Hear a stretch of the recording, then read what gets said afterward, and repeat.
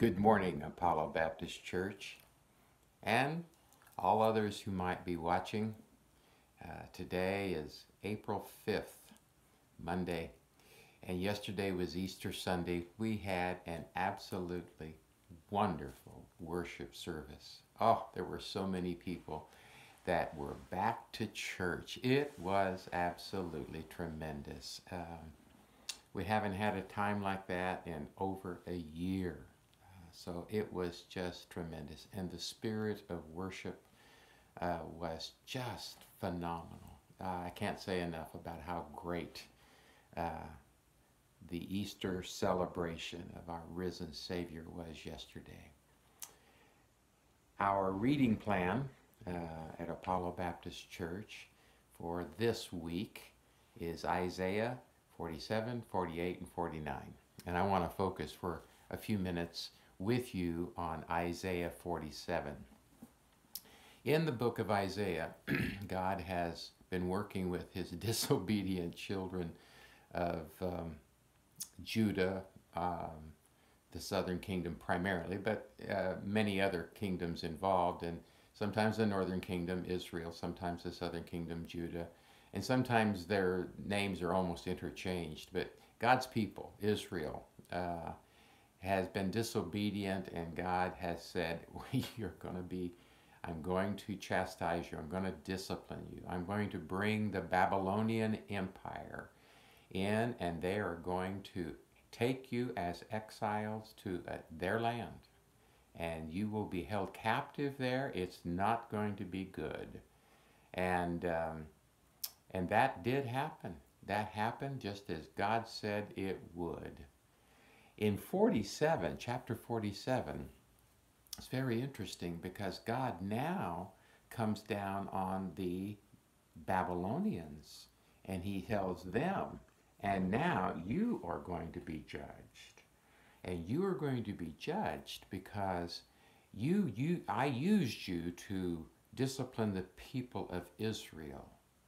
And you never considered me. You never thought of me as greater than you. And so he's going to be speaking to this phenomenal empire, Babylonian Empire, the impregnable, undefeatable empire. And he's going to tell them, oh yes, you are able to be defeated, and I will bring you down because you did you went beyond what I asked you to do. You are full of selfishness. And let me read to you some of the words that is said, and I want to encourage you to read them. I don't want to do the reading for you. He says in verse 1, "Come down and sit in the dust, O virgin daughter of Babylon. Sit on the ground without a throne, O daughter of the Chaldeans." The Chaldeans, the Babylonians are same folk. "For you shall no more be called tender and delicate." Oh, they were known for how wonderful they were. Your nakedness will be uncovered, and your disgrace shall be seen. I will take vengeance, and I will spare no one. They were known for their extreme delight in beauty and over the top, beautiful dresses, beautiful makeup, beautiful entertainment. And he says, I'm going to strip it all away from you. He says in verse 5, "Sit in silence and go in darkness, O daughter of the Chaldeans. For you shall no more be called the mistress of the kingdoms." And so he says, your beauty isn't going to last. It's not going to last. In verse 8, "Now therefore hear this, you lover of pleasures, who sit securely, who say in your heart, I am, and there is no one besides me. I shall not sit as a widow or know the loss of children." In other words, I'll never be in want. They were known as lovers of pleasures. Oh my, does that describe us? We live for pleasures. Pleasures are like dessert. They come after the regular meal. Um, it's not the whole meal, but when you begin to be addicted to pleasure, it becomes the purpose of life. That's exactly the way it was in Babylon. And I think it doesn't take much of a historian or even a person in touch with reality to know that that's exactly where America is. We are absolutely worshipers of pleasure. And he says it will come to an end. You think of yourself as being undefeatable. It'll last forever. I'll never be in want. I am, and there is no one besides me. That sounds like a statement that God should make. But that is a statement that Babylon had made about themselves. Verse 9, these two things shall come to you in a moment, in one day, the loss of children and widowhood. Shall come upon you in full measure, in spite of your many sorceries and your great power of your enchantments. No matter all of your seeming spirituality, it's godless, it's full of demonic work. It will not protect you. You felt secure in your wickedness. You said, no one sees me.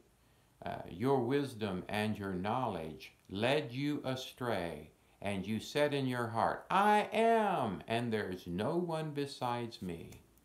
They were selfish. Oh boy, were they selfish.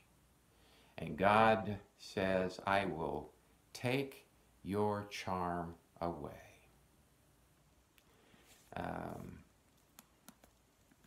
It will not take you through. You need God. And the chapter closes out by telling them you're headed for judgment. You're headed for the judgment of God. You will be like stubble. The fire will consume you, and you will not be able to deliver yourselves from the power of the flame. This is not a fire for warming yourself. This is a fire that destroys, and you will not be able to avoid it. Interesting that God addresses Babylon. And you know what God said to them happened. The Persian Empire took over the Babylonian Empire. The Babylonian Empire seemed to be undefeatable. They were known as the Virgin Babylon. They had never been defeated before, but they were. You know, I'm not big into politics. I really am not. I have my convictions. I'm not big into all of the historical developments of the world. But you know, America has been such a great country, and we have been so protected. We have enjoyed freedoms that no other country has ever enjoyed. And some of that, at least, has been, I believe, because of our focus upon God. But we have so lost it. And we are so characterized in some ways like Babylon here, full of a love for pleasure, and we live for pleasure, and we think of ourselves as insurmountable. It's kind of frightening. You know, I don't know what will happen to the United States of America. It's not listed in God's picture of the end times. But God has used America to be be a great standard of truth in the world, and sent out missionaries to all of the different countries in the world, and we still do, and I'm so grateful for that. I just hope that the church in America, and I don't know where you're at, who's listening to me, but hopefully you are a believer in Jesus Christ. You've trusted Him as your Lord and Savior. But you know, it's never too late to come back. It's never too late to change. The reason God warns people in the Bible is not to tell them to create hopelessness. The reason God tells them is to create certainty. I need to change. I need to change. I need to focus on God. I need to put away my sin. That's it. The call is given to us in America. Let you and me, the church, put away our sin and call others to do the same.